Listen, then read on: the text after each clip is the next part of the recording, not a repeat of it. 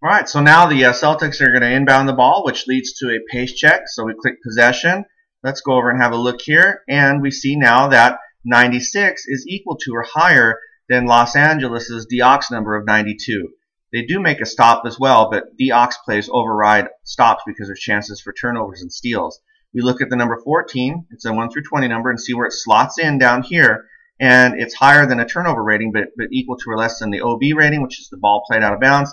And because it's even, it indicates that a loose ball scenario is going to take place. So we go back to the main page and we look at the loose ball section. It says crazy bounce. We drop down here, click the crazy bounce button, and during play the ball was knocked off of the backboard and the defense has possession. And so and a player isn't indicated, so you just assign a team turnover to the Celtics, and now the Lakers are going to have the ball. And because it indicated possession, you just move forward with not a pace check, because it said possession and not transition or fast break. So we click possession, we go to the team page and see if the Celtics are able to disrupt the setting up of the Lakers half-court offense. 90 is a high number, but it's not high enough to be within Boston's Diox rating, and 7 is higher than their stop ball, or their defensive stop rating for the set offense, so that doesn't take place, and the ball goes to the red offensive option color for the Lakers, and that's Byron Scott. He's kind of a perimeter guy. He does get to the hole pretty effectively, but let's have him do that. Let's have him drive. Let's see what happens. He's going to try and drive on Ainge. So we cycle the numbers, and 26 is higher than his dunk rating, but within his inside shot rating in his drive column. 5 is higher than Danny Ainge's stop drive rating. So Byron Scott gets to the hole, and he's going to take an inside shot. So we cycle the numbers and see what happens there. And 60 is within the defensive player's card. So it's obviously missed. It's much higher than Danny Ainge's inside shot rating of 41. And in the instructions, there's special instructions on inside shots for anytime the yellow 60 pops up or the other blue numbers. And what that means is if Scott missed it, which he did, he immediately contests for the rebound. And so he's trying to follow up his own miss. So what's the rebound area? Well, it's going to be between he and the center in the close area. And because it's green, Byron Scott automatically gets his own rebound. All right, green indicates uncontested offensive rebound. So two things. We're going to click numbers again to see where it fits into his offensive rebound area. And also the asterisk here indicated that Parrish may commit a loose ball foul. So we cycle the numbers. 3 is equal to, as soon as 3.0 is equal to 3. So if it's 3.0 or higher here, Parrish does commit a loose ball foul. And 51 isn't in any of the tip or any of those ranges for Byron Scott. So Byron Scott gets his own offensive rebound, and during that process he is fouled in a loose ball foul scenario by Robert Parrish. So we assign another foul to Parrish. You can't switch fouls on loose ball fouls, and early on Parrish has picked up his second foul, and we give Byron Scott an offensive rebound on the play. So Parrish has picked up a couple of fouls early on, and let's go ahead and sub him out. And to sub a player out, you simply click the button to the right of his stat line, and it'll highlight his stat line, and then you hover over it until you can grab it, and you slide it down to the spot where he was to start the game, or you can do it anywhere really, as long as you don't overwrite somebody. And then we're going to have Bill Walton come in. So when we click the button to the right of him, we can slide him up into the lineup, and then when we go to the Celtics, let's go ahead and sub Walton out. Or sorry, sub Parrish in for Walton. So let's just slide down here and drop him off there. Let's move Bill Walton up into the center position, and we need to do the same thing on the defensive side. I'm just going to cut Parrish and paste him down here. Down here, I'm just going to cut him and then go up here and then paste him and kind of slide him over a little bit, and now he's in the game. All right, so now the substitution is taken care of, and let's go back to the main page, and we'll see on the main page here that was just a second team foul against the Celtics. So the loose ball foul on Parrish was just a second team foul. So it's a non-shooting foul, and whenever you have a non-shooting foul, you run an inbounds play and you click off a possession. So let's do that at the same time. It says D check, so we click off the possession and it says D check. And so when we go to the team cards, that means you check their set offensive, defensive stop number there. And then it's 8 is higher than that, so that simply means that the ball goes to the red offensive option. So let's have a look at the Lakers. That red offensive option is Byron Scott, and this time let's have him work for a jumper against Ainge. We click the button. 6 is higher than Ainge's on-ball defense for passing and shooting. 22 is equal to or less than Byron Scott's shot rating, but higher than his three-point rating, so he's just going to take a jumper. So we click the numbers, see what the result is, and we got a couple things going on here. Byron Scott's doing some great things on the floor. 61 is easily within the Celtics make range, right? Because it's 61 through 90 is the possible range, and they have a 61 through 70. So Byron Scott gets the bucket there, and also Ainge commits a foul on the shot. So when we go back to the main page, we have a little look here, and it indicated that the second highest player is going to get the assist. And having played a lot of games with the Lakers, I can tell you that that's Kareem. So let's give Kareem an assist, Byron Scott a made jump shot, and Danny Ainge a foul. All right, so now go back to the Lakers, and Byron Scott's going to take a jumper. Let's cycle the numbers, and 80 is higher than his free throw rating of 78. So a defensive a rebound battle takes place, and it gets kind of batted around, and it's a long one against the high forward, which is Rambis. Again, the best offensive rebounding numbers are negative numbers, and that's against the small forward, which is Bird. But because it's a free throw scenario, you add 10 to Bird, so that gives him 85, subtract 6, that's 79, and there's a possibility of a loose ball foul by Bird.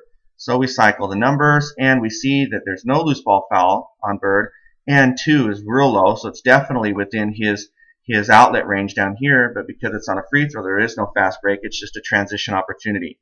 So let's go out to the main page. The Celtics get out in transition, tells us to click over a minute, and now that we have the numbers showing, let's go to the team page, and do the Lakers slow or stop the transition? Nope. And let's go down here to look and see who the outlet player is. Bird gets the ball up to Danny Ainge, and now Danny Ainge is going to have the ball in a transition scenario. So we're going to use his transition ratings here. We click the buttons to see where those slide into. A commit foul symbol comes up, but that's above Byron Scott's commit foul. 73 is higher than Danny Ainge's jump shot rating in transition, so he's going to cycle or rotate the ball. You can only do that twice, so we've rotated the ball once, and it's to the offensive option color of black, which is Bill Walton. Let's click the numbers and see what happens. And 40 is within his finish at the hole rating on a transition, so he's going to finish at the hole with a dunk, unless the fast break defender showing here, which is the point guard, which is Magic Johnson, can do anything to kind of stop that. And you use the defender's stop drive rating, which is 3. So we cycle the numbers, and 5 is higher than Magic's stop drive rating here, and Walton is going to go ahead and dunk the ball. If it were a lay-in attempt, then this blue number would come into effect, leading to a block. But because it's a dunk, we're not going to. So we go over to the dunks page. It's in traffic, and let's just say Walton's an average dunker, and he finishes with a one-hand dunk. So Ainge rotated the ball to Walton on a transition play, and Walton gets the dunk, and Ainge the assist. All right, so both teams are off to a blistering start. The Celtics haven't even missed from the floor yet, but as we know in basketball, that can change in a hurry. So we're going to continue play with a pace check for the Lakers, and let's have a look over here at the team cards. And we see that 46 is higher than their transition rating, 10 is higher than the set offensive stop number for the Celtics, and the ball goes to the black option.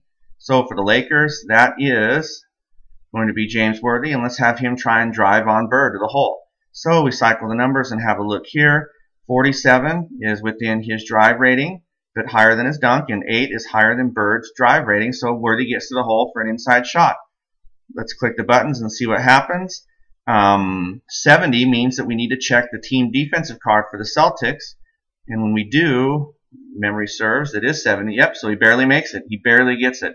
And we also needed to check, is 12, since it calls for an interior block by a power forward, that's higher than McHale's rating, and a draw foul number is higher than Worthy, so he gets to the hole. We check the assist.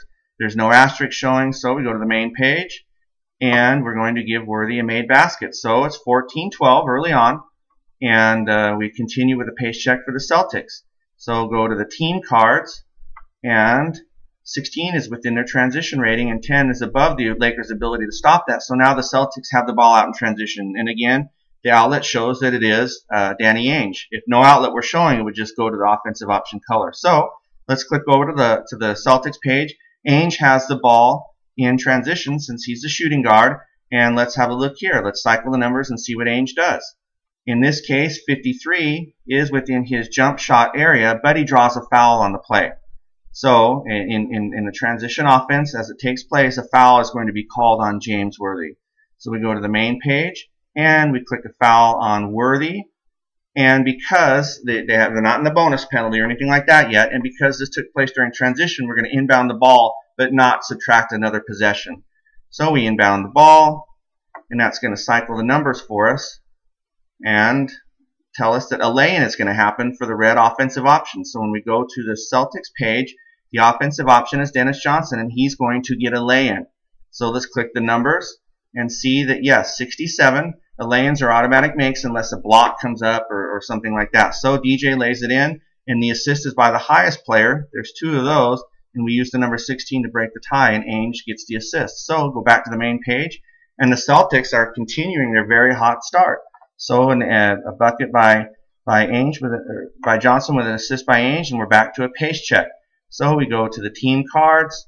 79 is higher than the Lakers' transition rating, so they're not in transition, but 1 is within the stop range of Boston, so it's going to be a forced shot for the offensive option color black and the player's best area, which for Worthy, since he's the option, is his inside shot, so it's going to be forced, which means we reduce clear down to his eye shot rating. We cycle the numbers, and we see that 48 is above that, but the interior block possibility of a power forward is in play, meaning that McHale will block it unless Worthy can athletically get around it. So we cycle the numbers and see that 13 is higher than that number, so Worthy has his shot blocked by McHale. Go to the main page and we see that it's dish. So instead of a shot block, he actually flips the ball off quickly, and we're going to use this number 77, and it's the same one showing on the Lakers page, and see where that fits in. It's an inside shot to the black offensive option, which is Worthy, except that he is that color. So because 77 is odd, we go down, and we go down to the red option, and Byron Scott's going to get an inside shot with a bump up of 1. So we click the numbers, and that fits within Ainge's range, and so Byron Scott, thanks to Worthy, who actually maneuvers around McHale's block inside, actually creates a little bit of offense for Byron Scott from Worthy. So again, it's 16-14 early on. All right, so the Celtics are going to take the ball out under their own basket. We click possession and assign a minute play to everybody on the floor, and let's go ahead and see what's going on. 13 is within Boston's transition rating, and 10 is above the Lakers' ability to stop that. And we look at the outlet, and again, it's Danny Ainge. So let's go ahead and look at here on the Celtics page. Click the button, and we see that 6 is within Danny Ainge's offensive aux number for a transition play, and 12 is within the out-of-bounds area. So the ball is knocked out of bounds in transition. So we go back to the main page. We're going to run an inbounds play without a possession since it was just knocked out of bounds. We click the play result, and we look here, and it calls for a full check. So when we go back to the Celtics, we're checking 2 things on a full check. The DOX number, which was not high enough to be in the Lakers area, and the stop rating, which is higher than the Lakers rating of 4. So the ball is inbounded to the offensive option color white. So Danny Ainge, let's have him try for a jumper. And we see here that 6 is within Ainge's aux play number, and 20 is clear up. It's above his offensive foul rating and up and through his turnover. So we go back to the main page, and let's have a look. That right here tells us that Danny Ainge stepped on the line. So we give him a turnover, and that's one of the first negative things that's happened for the Celtics during this game. And they're up 16-14 early on and just hotter than hot from the field. So let's do a pace check for the Lakers as they're inbounding the ball under their own basket. And when we had a look at the defensive cards, 45 is above their transition rating, and 6 is higher than Boston's ability to get an early stop on the set offense, and so the ball goes to the blue option. So when we go to the Lakers page, that's Magic Johnson, and let's have Magic try and work for a perimeter jumper. So we click these numbers here. 7 is within his aux play range, and 3 means the ball, it's in his OB range, which means the ball went out of bounds. So we're going to run another inbounds play, click the play result, and the aux button comes up, meaning that after they inbounded the ball and this play took place, they committed a 24-second shot clock violation. So we assign a home turnover, and then the Celtics get the ball on a pace check. So we go to the team cards. 21 is higher than their transition rating. 6 is higher than the stop set offense number for the Lakers, and the ball goes to the red option, who happens to be Dennis Johnson. So let's say DJ works for a perimeter jumper. So we click the buttons here. 60 is within his range, but 1 is within Magic Johnson's on-ball defensive rating for passing and shooting, which means that Dennis Johnson's shot rating has dropped all the way down to 18. Now, they haven't missed from the floor, so let's see if the hot streak continues. Maybe this is a heat check.